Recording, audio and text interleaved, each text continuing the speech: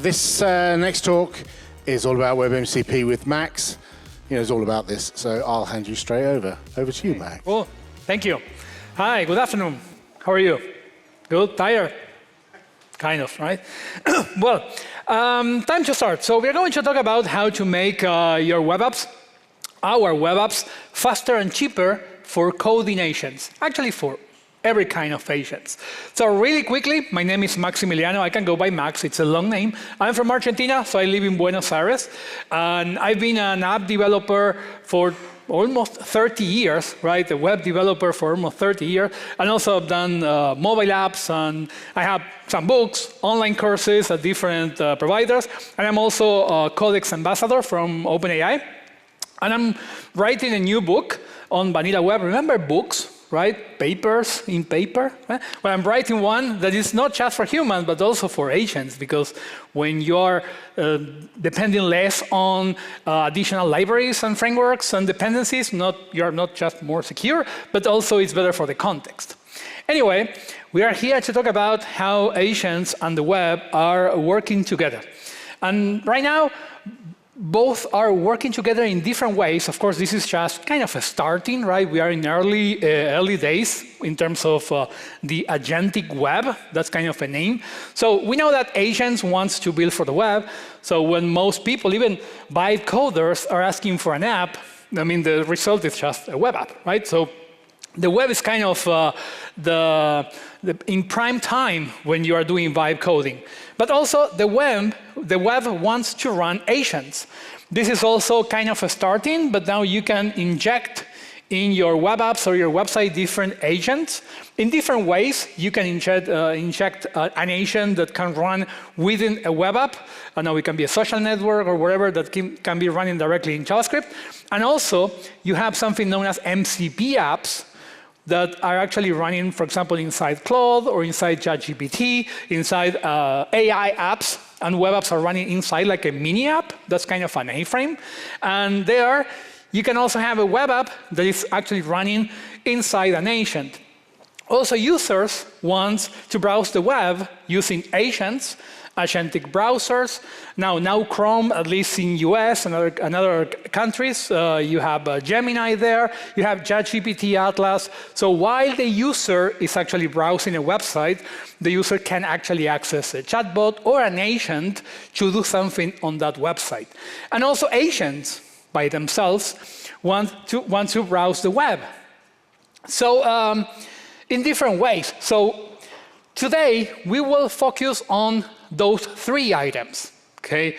On a solution that we have or that we will have that will let us help as web developers. So we are web developers, and we want to enhance the ability of agents to work with that. So we know that we have the work app coming in a few days. So let's say we created a website or a web app to actually follow the work app, the FIFA work app. So you have a way to search for matches, you can follow your team, okay? And you have things like date picker, so you can see the match that you have on each date. So if you are asking any agent, it can be OpenClaw, it can be Codex, it can be Cloud Code, to actually check information on this website, it may take time to understand the user interface. There are many ways that agents are today accessing the web, but it takes time and also context and money, tokens. So it takes time, tokens, and context. And we know that the context window is also a problem, not just token usage. So, for example, if you want to see a round of 16, the semifinals, and the final, so all the information that you have here for an agent to actually understand the information will take time, maybe a couple of minutes, to actually browse that website as a user and get that information. So when agents are browsing the web, today they're using several techniques. First, you can create a connector, or you can ask the agent to use a connector.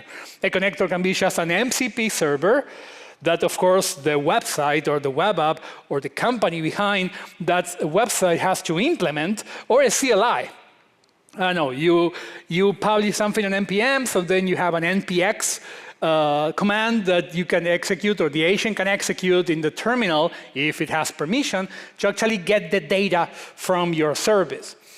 Then we have the old-fashioned way to fetch, to make an HTTP request.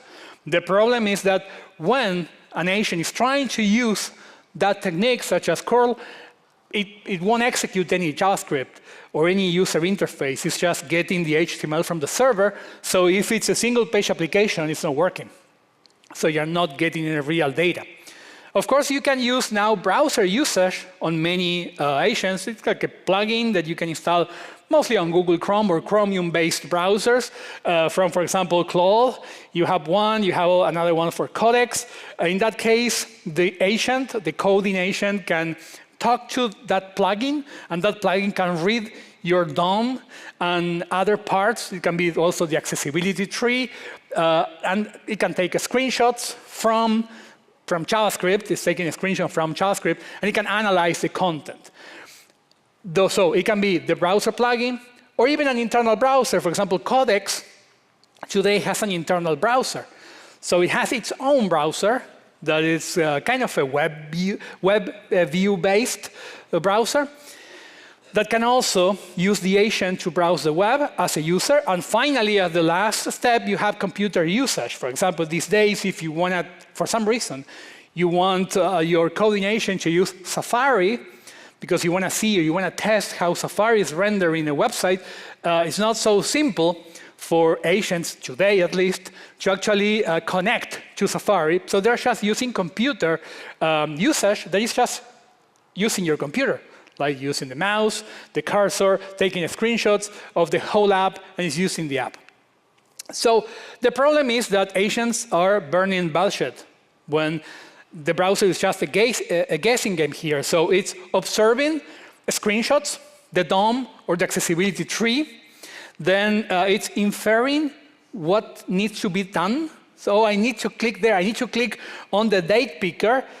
Then I need to take another screenshot, for example. I need to actuate over that inferred data, such as I need to click on that calendar icon to actually see that there is a calendar that is being opened.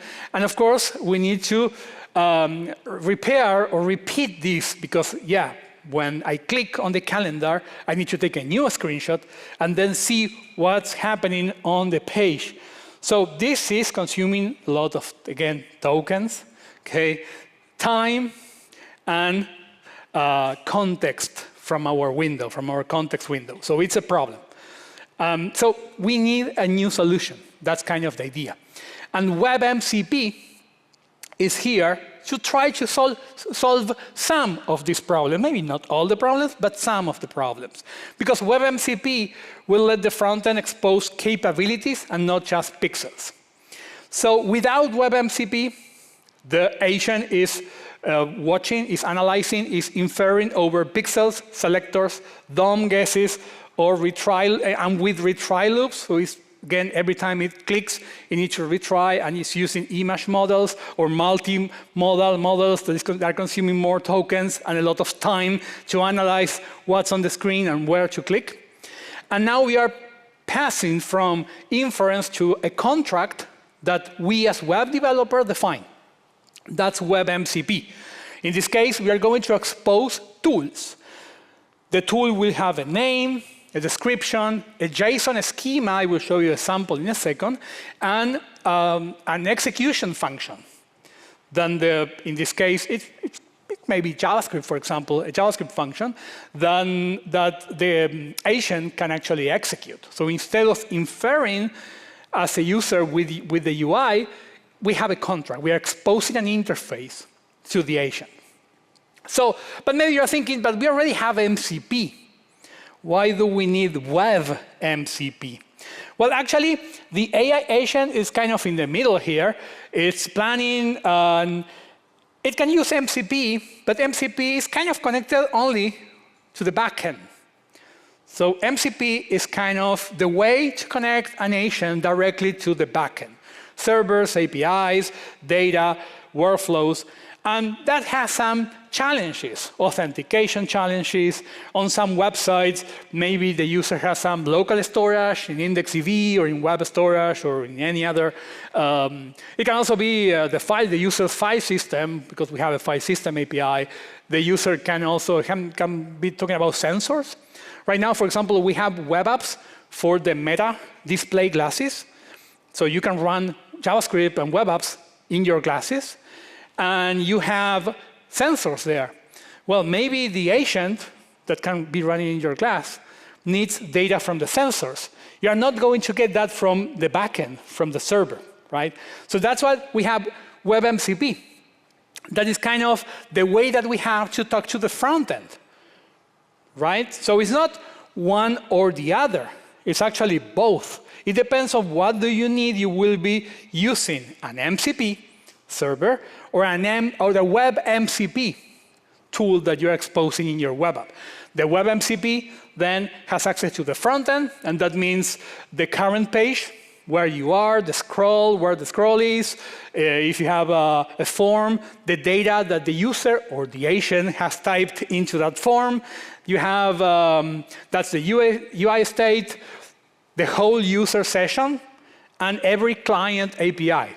Maybe you have a web serial device connected to that machine, and then you can use that. Okay? So this is important. WebMCP is inspired by MCP, but not inherited from. So it's not actually the same protocol. It has similar ideas to expose tools to the agent, but it's not really the same API. So the other day I've seen on Twitter, I don't remember, X, I don't remember the user, but he said that WebMCP is to MCP as JavaScript is to Java, okay? Which is not a bad definition, actually. Okay, so it's inspired by, it's the same idea, exposing tools to the agent, but it's not using the same protocols, it's completely different, okay? So WebMCP. It's a proposed standard API.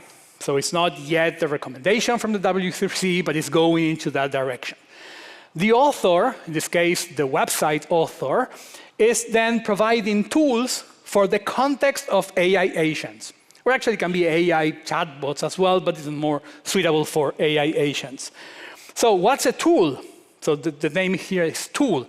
Well, it just can be any function.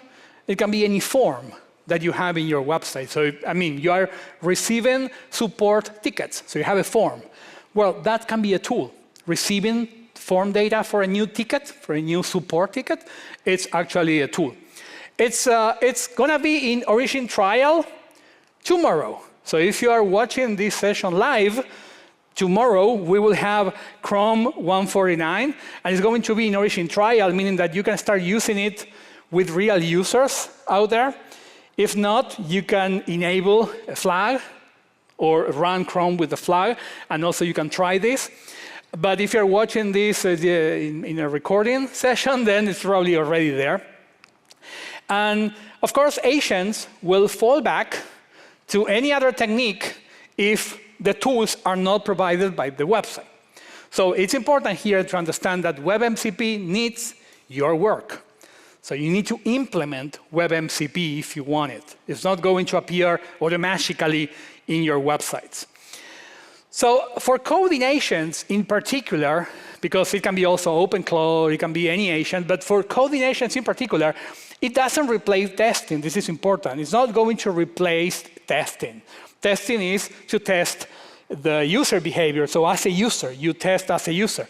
Maybe including now you have another test to make. So if you have WebMCP, you can also do unit testing over your tools. So you need more testing, actually. So, but it will let you use tools on web apps faster and cheaper, not chapter, cheaper. And it will let you fill forms. It will let the agent fill forms on the web with better results without actually guessing what should be filled and where. So that's kind of the idea. And this is interesting. You can create log and debug tools that then you can use with your current testing solutions. So you can actually gather data in the front end for your test suite that then you can run and get from WebMCP. So for example, you can expose list of errors. So you can expose a tool that will collect, so with JavaScript, you collect all the errors happening in that current session, and then with WebMCP, you get a list of those errors. Or you can run diagnostics, again, with the full browser context in the front end. You can describe the current view. You can get like the DOM from the current view, see it and verify to know the state. And to actually see this in action, every tool is just an object. The object will have a name, descriptive name, a description. This is interesting. The description should be written not for humans, but for agents. So we need to understand that our customer is an AI agent, not the user, right? And then we have an input schema where we're going to specify, that's the JSON input schema, we're going to specify the information, the parameters, the arguments that that particular tool will need from the agent. And finally, we have an execute function that it's going to be executed by the WebMCP runner when the agent decides to actually use that particular tool. So the agent will, as with MCP, the agent will collect, will ask the browser, or will ask your web app actually, all the tools that you currently have available. And based on that, and based on the prompt or the goal from the agent, it will execute then one of those tools. We have on Chrome a WebMCP inspector that looks like this. For example, this is a fly search. This is borrowed from the Chrome team, that example. That is kind of the standard example when we're talking about WebMCP. It's talking about, OK, let's do a fly search. Let's do a hotel search. And instead of writing the things in the form, you just call a tool. So from Java, it's like a JavaScript function. But for our demo, the work app website is going to look like this. For example, if I zoom in into the WebMCP tools available, I can have get matches by date, get team matches, receiving the team, list groups, list teams, search matches, and so on. That's the name. Then we have a description and the input schema. So for example, if I'm asking when is the second match for England, it's going to give me an answer based on executing the tool. If I ask, is it possible to see a final between Argentina and England, for example, in this case, it makes several calls to several tools with different arguments. The agent is making these calls, and then it's giving me an answer. And yes, we can have a final between England and Argentina, and these are the two options. So one needs to win the group, and the other one needs to be runner-up in the group. Those are, if not, they're going to meet in the semifinals. Even I can ask something like this: who will win the cup? Okay, and I'm not sure if I want to show you the next slide. Remember, I'm from Argentina, and I want to go home safe tomorrow. So, but anyway, I can show you this is the answer from the tool. Okay. Actually, we had that final, okay? Of course, it can be, this is Gemini, by the way. So the model behind this in Chrome is Gemini. So Gemini is calling all the tools and see this is the answer. Anyway, so the APIs actually are available in two forms. You can use imperative API, and that's JavaScript. Okay, you expose the tools as JavaScript functions. And we have the declarative API, that in this case, we use HTML forms. So it's actually pretty simple. So for example, this is the imperative API, where you just call document, model context, register tool, and you pass the object that I mentioned before, including the execute function. That's all. Of course, you can register several tools. You don't need to register all the tools on the page load. Based on the context of the app, in one particular state of the app, you can have a set of tools that may change over time. So you can remove tools, you can register and unregister tools based on how the state of the app is evolving or changing. So execute expects a promise, so actually any async operation will work. So if your frontend needs to also execute your backend, it's fine. Or maybe you need to talk to a Bluetooth device, and that's an async operation. Well, it's fine. Okay, you can still use WebMCP tools for that. And the other one, the declarative API, is just a form where you define tool name and tool description. Those are kind of the two mandatory options. You also have a tool auto-submit, Boolean attribute that you can define if you want to express that as a website author, you accept that form to be auto-submitted by the agent. Okay? And then if you want, you on your form elements, on input elements, text areas, selects, or web components that are form elements, you can define the tool param description that will add more information to the agent on what needs to be filled there. If you feel that maybe the label is not enough. But if you feel that the label is enough, for example, for the first name, you don't need to add it. Okay, it's optional. So then the agent will see that and say, OK, we have the create ticket tool available, and these are the arguments. So the biggest question is, does it run Doom? What do you think? That's the only way that we have these days to see if a technology is powerful enough, right? So then I did this. So there are some Doom engines out there, open source engines, and I added WebMCP to it. So for example, it's running Doom. You can hear that, right? So there are a couple of tools there, and I can actually say, for example, hey, so move forward for 10 seconds. And it's now running, and now it's running Doom. It's not just running one tool at a time.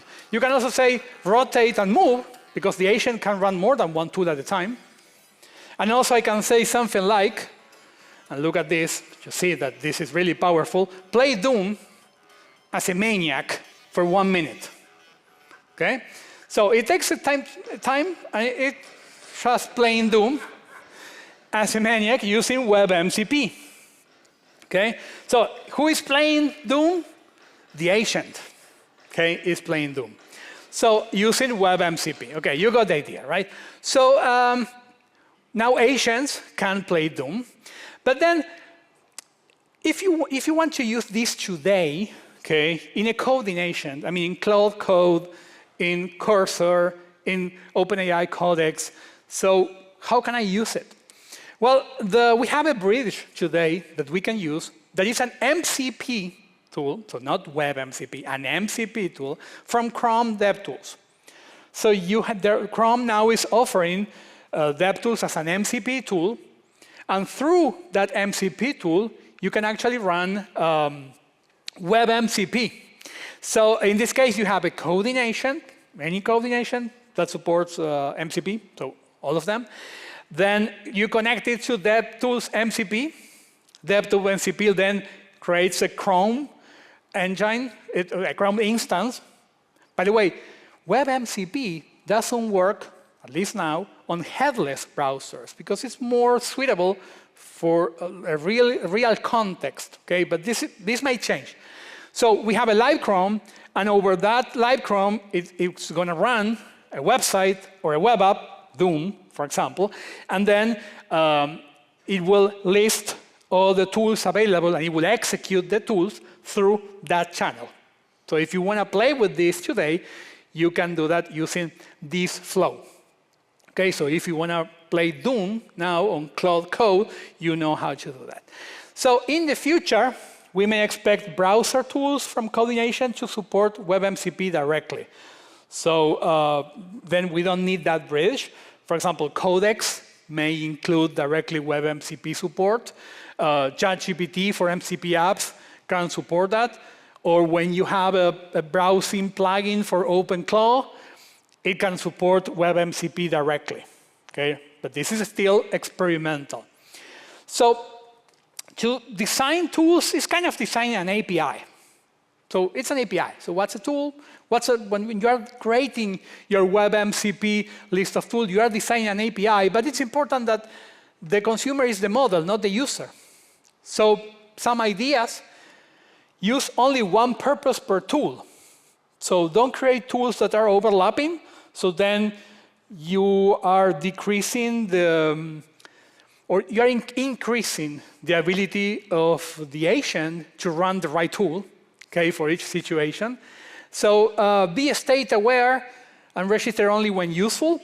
This is what I said before, that you don't need to register all your tools at once, because I don't know, if it's a web app, maybe you are logged in or maybe you are logged out. And tools may not be the same on those situations, okay? So plain language, describe what happens.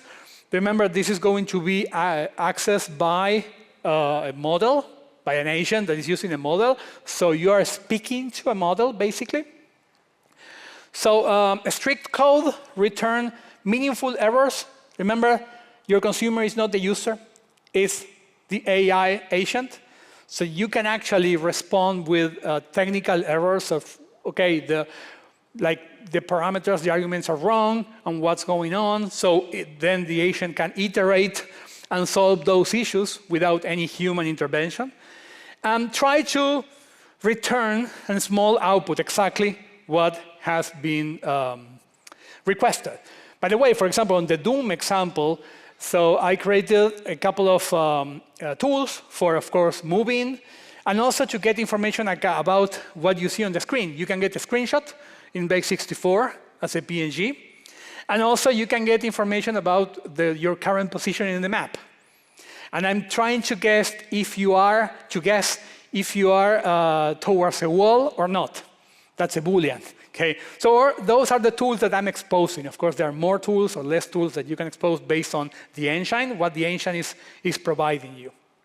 So this is really promising, but also remember that this is still experimental.